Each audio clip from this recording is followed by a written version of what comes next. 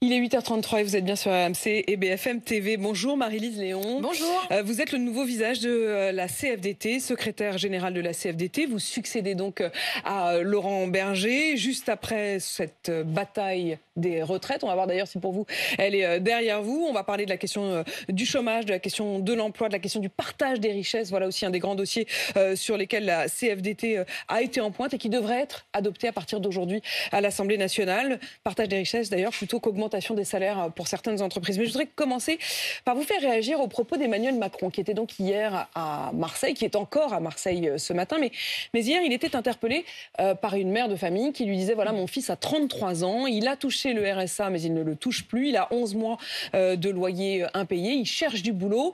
Et voilà la réponse d'Emmanuel Macron. Il veut travailler dans quoi, votre fils? Il est prêt à travailler serveur. Tout. Mais alors, il dit, là, franchement, quand j'étais plus jeune, vous disiez de traverser la rue. Non, mais c'est vrai, c'est encore plus drôle aujourd'hui qu'hier. On descend ensemble, on fait le tour du port. Je serais surpris qu'il n'y ait pas un restaurant ou un café qui ne cherche pas. On va tout de suite. Moi, je vous promets, je fais le tour du Vieux-Port ce soir avec vous.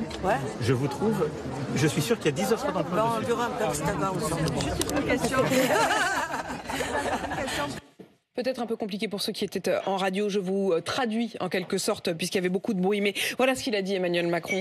Écoutez, madame, on fait ce soir le tour du Vieux-Port. Je suis sûre que si on fait le tour ensemble du Vieux-Port, on trouve 10 offres d'emploi. Moi, je pense que c'est la petite phrase facile. C'est la petite phrase facile d'un président de la République qui méconnaît la réalité du travail, des métiers, les difficultés à chercher un emploi, le travail formidable que font les conseillers qui font de l'accompagnement vers l'emploi, l'accompagnement social. Et je suis pas sûre que ce soit le rôle de l'Élysée de trouver du boulot pour tout le monde. Donc je pense que c'est dommage qu'il puisse y avoir, qu'il y ait encore ce type de réflexion. Et je rappelle, il y a 5 millions de chômeurs aujourd'hui en France. Il a l'air de dire que si on veut du boulot, on en trouve, quoi. Oui, mais ça fait 5 ans qu'il le dit, et je pense que c'est pas si simple que ça. C'est pour ça que je dis que c'est une petite phrase facile. C'est pas si simple que ça. Quand on cherche du boulot, ça veut dire que voilà, il faut. C'est une remise en question chaque jour. C'est vouloir chercher dans ses compétences. Et puis je pense que c'est aussi c'est pas une phrase qui est là pour valoriser les métiers. Il explique qu'il suffit de faire le tour du port et d'aller dans les cafés. Mais de fait, c'est le cas. C'est-à-dire que le journal La Provence, par exemple, hier soir, a effectivement été sur le Vieux-Port, a effectivement frappé aux portes des restaurateurs et a trouvé, non pas 10, mais 13 offres d'emploi. 13 offres d'emploi, mais quel message le président de la République envoie aux personnes qui sont en emploi dans ces cafés-restaurants en disant, en gros, il suffit de taper à la porte et de venir travailler.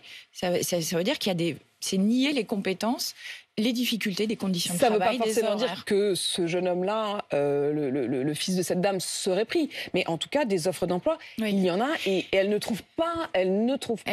Mais c'est pas. On ne sait pas. On peut pas raisonner uniquement entre une offre d'emploi, un chercheur, un demandeur d'emploi. C'est beaucoup plus complexe. Ça nécessite de tenir compte de beaucoup plus d'éléments. Et voilà, je trouve que c'est un peu facile et que c'est facile d'arriver avec quelqu'un, d'aller voir un employeur et de dire embauchez-le quand on est président de la République. Qu'est-ce qu'il aurait dû dire ? Je pense qu'il aurait dû expliquer ce qui est en projet, par exemple, avec France Travail. Il y a un vrai enjeu autour de la question de l'accompagnement, d'aller chercher.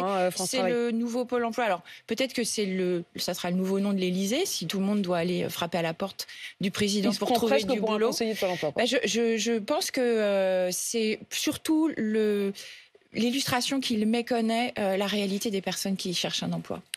Est-ce qu'aujourd'hui, quand on arrive à ce qu'il appelle, lui, une forme de quasi-plein emploi, on est à 7,1% de chômage au niveau national. D'ailleurs, je précise qu'à Marseille, il y a plus de chômage qu'ailleurs, 9,1%, donc 2 points de plus que la moyenne nationale. Quand on arrive à 7% de chômage, Emmanuel Macron, lui, estime qu'on est quasiment au plein emploi. En tout cas, qu'il vise le plein emploi et que le plein emploi est possible. Vous avez l'air d'en douter.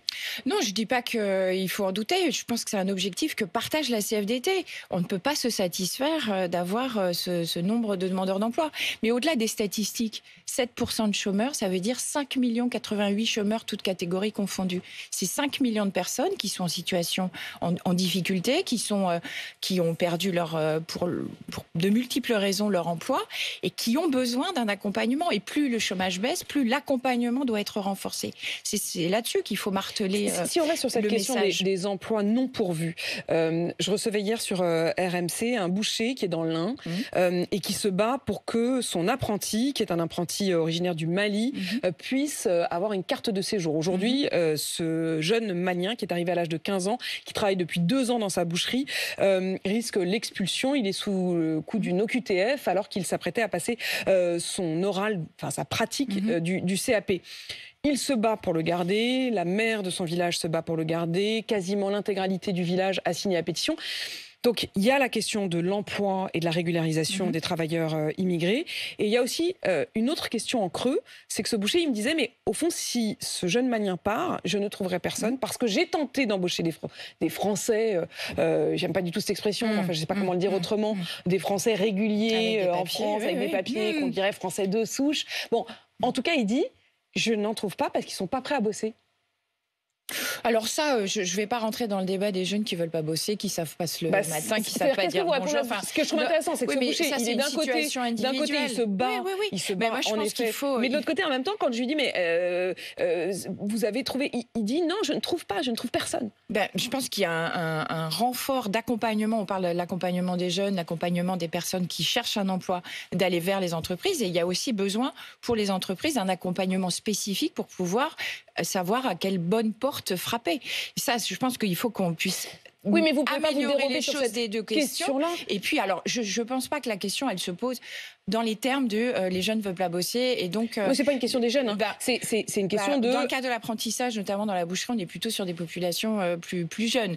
La question de moi, je trouve ça totalement insensé que cet apprenti en boucherie ne puisse pas être régularisé, qu'il ne puisse pas avoir ses papiers. C'est totalement fou qu'il soit là depuis 2 ans, qu'il fasse un travail qu'il aime, qu'il soit avec sur lequel un patron, il s'est particulièrement investi. D'ailleurs, il précisait qu'il avait appris le français. Il fait le boulot et on est super content de son travail et tout le monde y retrouve son compte et qu'il puisse pas être régularisé. Je trouve ça totalement insensé. Il faut qu'il puisse y avoir plus de régularisation des travailleurs. Ça, j'ai bien entendu. Je vous repose quand même ma question parce que je trouve que vous ne pouvez pas vous dérober là-dessus.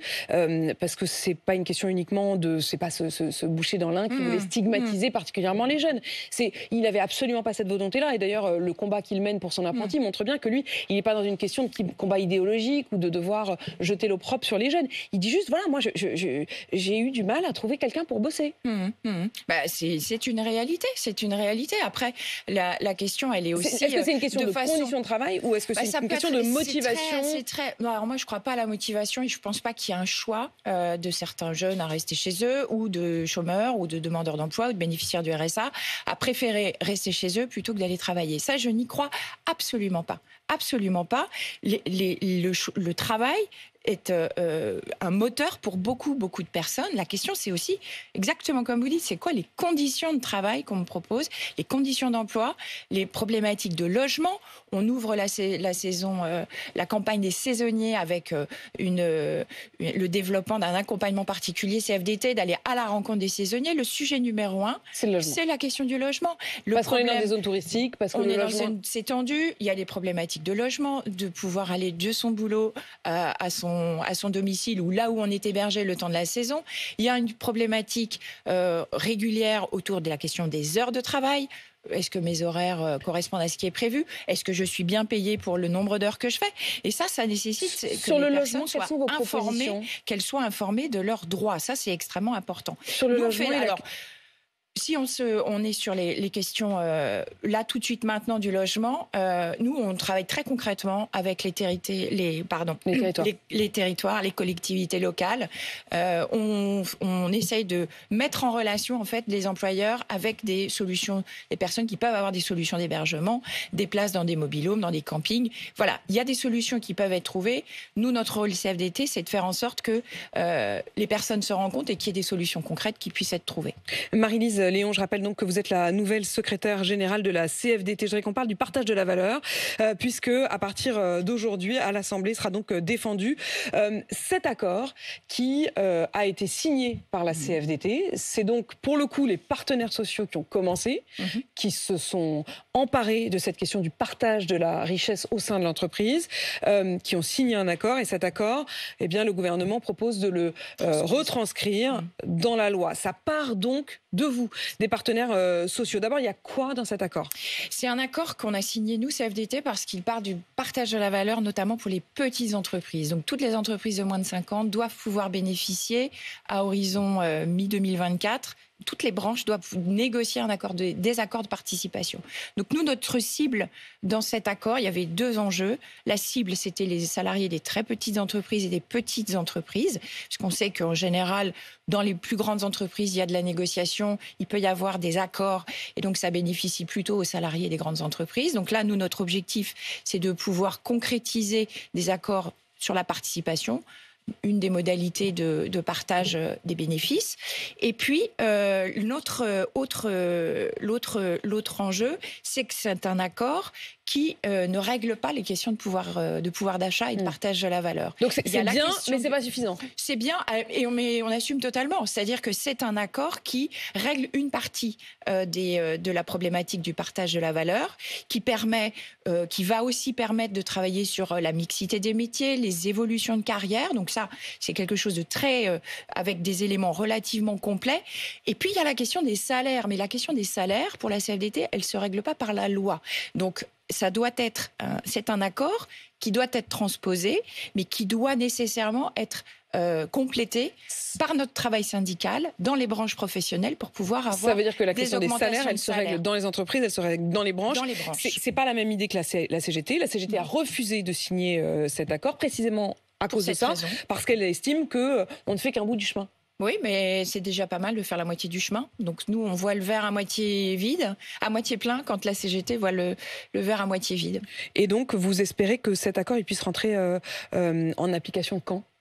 Alors ça va être, il y a la loi qui doit être adoptée, et l'accord il est très clair. Mi-2024, l'ensemble des branches professionnelles devront avoir négocié un accord sur la participation, et fin d'année, les branches professionnelles devront avoir travaillé sur leur grille de classification. Ça paraît un peu barbare, les grilles de classification dans une branche professionnelle, mais en fait, c'est la grille qui définit les écarts de salaire. Donc, c'est extrêmement important. Les écarts de salaire entre les plus bas salaires et les plus hauts et les plus bas. Et donc, si on réussit à mieux les répartir, quand il y a une augmentation, tout le monde en bénéficie, et c'est une vraie reconnaissance du travail et des compétences. Alors aujourd'hui, le paradoxe, c'est que la CFDT, effectivement, est plutôt aux côtés du gouvernement là-dessus. Enfin, en tout cas, le gouvernement a accepté de transcrire dans la loi cet accord que vous avez signé. C'est l'opposition, pour le coup, qui n'est pas du tout de votre côté, pour les mêmes raisons que la CGT. C'est-à-dire que vous avez dit c'est mieux que rien, sauf que eux, ils disent ça va empêcher l'augmentation de salaire. Ils disent notamment qu'en rendant obligatoire les primes, le versement d'intéressement et de participation, eh ben, ça donnera un prétexte aux entreprises pour ne pas augmenter les salaires. Pas du tout d'accord. Enfin, ça, c'est avoir peu de considération pour l'action syndicale en entreprise.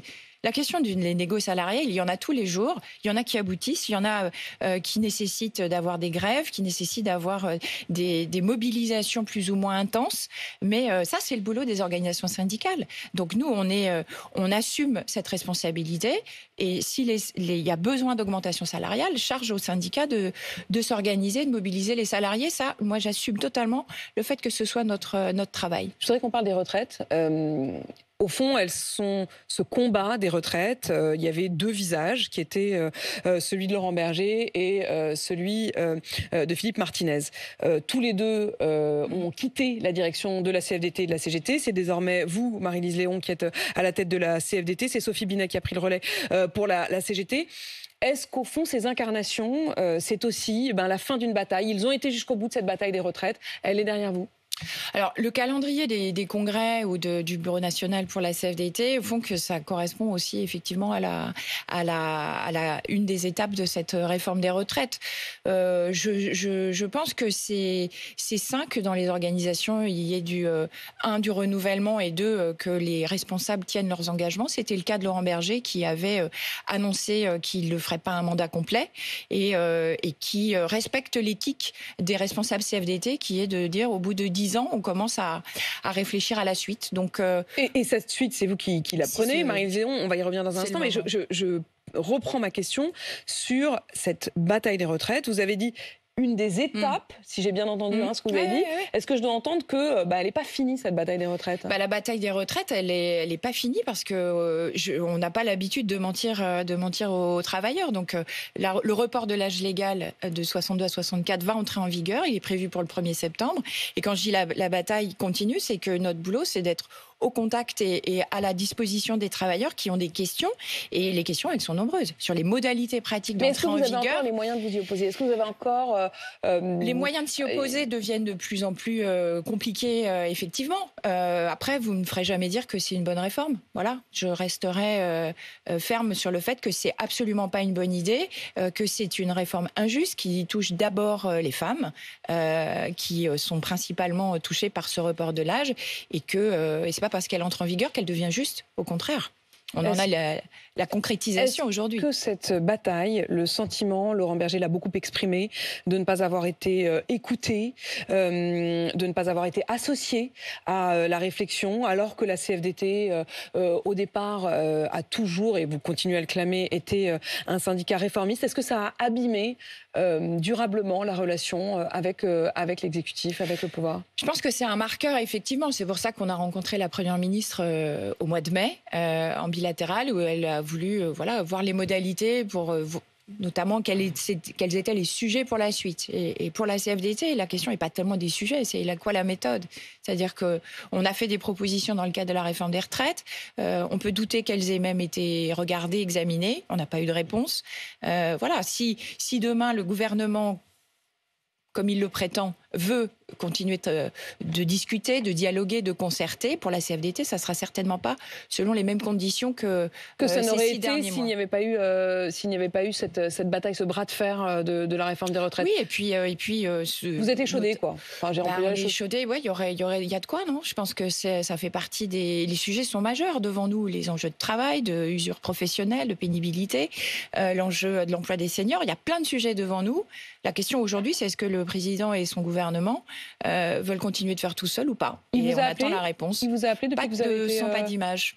Rien. Pas de contact. Zéro contact. Zéro contact. Vous n'avez pas, depuis que vous avez pris la tête de la CFDT, il vous a pas appelé, il n'y a pas eu un mot, il n'y a pas eu un contact, il n'y a pas eu une demande de rendez-vous, rien. Non, pas de contact pour le moment. Donc il n'y a aucune relation. Pas de relation ni mauvaise, pour le moment. Je pense que ça va se faire. Mais vous auriez pour le moment.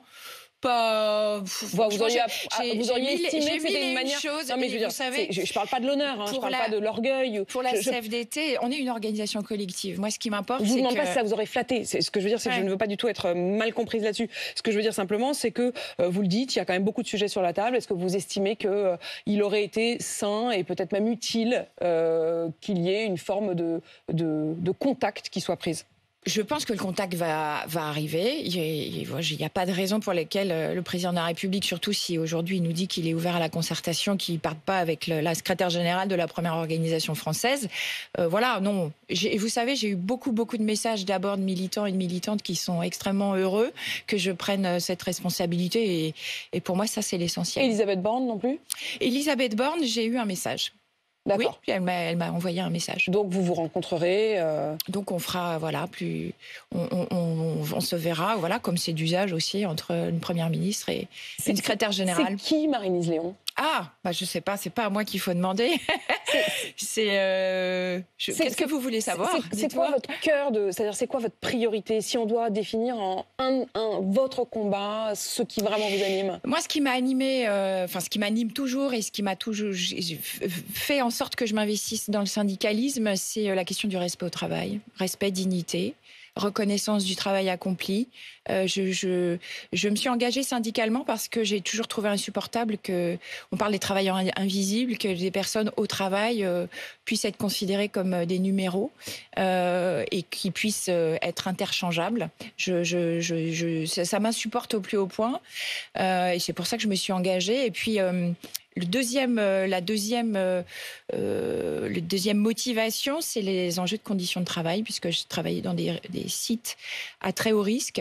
Vous travaillez sur les risques, vous avez travaillé sur les sur risques la question industriels. des risques industriels. Et quand le travail, comme on le défend nous, CFDT, peut être une source d'épanouissement, mais que dans certaines situations, ça peut amener à des situations dramatiques, d'accidents, voire de décès. Je l'ai aussi vu au travail et ça me conforte dans l'idée que c'est grâce aux travailleurs que on peut avoir un travail émancipateur et que c'est véritablement une richesse pour l'entreprise. Et d'ailleurs, je le précise, vous aviez travaillé au moment de l'accident d'AZF précisément sur ces questions de la responsabilité, de la sécurité au sein du travail. Merci Marie-Lise Léon. Merci beaucoup. D'être venue répondre à mes questions, vous dévoiler un peu davantage puisque vous êtes la nouvelle secrétaire générale de la CFDT. Merci. Il est 8h53 sur RMC BFM TV.